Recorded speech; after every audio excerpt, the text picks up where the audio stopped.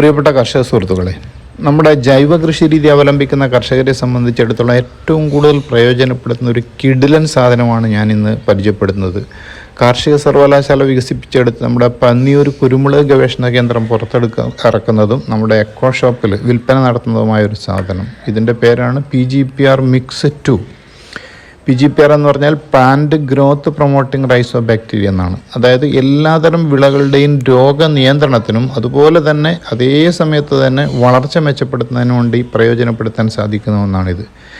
ഇത് ഉപയോഗിക്കേണ്ടത് 10 gram 1 litre വെള്ളത്തിൽ കലർത്തിയതിന് ശേഷം നമ്മൾ ഉപയോഗിക്കുന്ന വിത്തുകൾ, അതുപോലെ തന്നെ തൈകളുടെ വേര്, ഇഞ്ചി വിത്ത്, വാഴയുടെ മാണം, കുരുമുളകിൻ്റെ വള്ളി എന്നിവ 20 മിനിറ്റ് മുക്കി വെച്ചതിന് ശേഷം നടുകയാണ് വേണ്ടത്. അതേപോലെ തന്നെ 2 ഗ്രാം 1 ലിറ്റർ വെള്ളത്തിൽ കലർത്തിയിട്ട് നമുക്ക് തടത്തിൽ ഒഴിച്ചു കൊടുക്കാനും ചെടികളിൽ തളിക്കാനും സാധിക്കുമെന്നുള്ളതാണ്.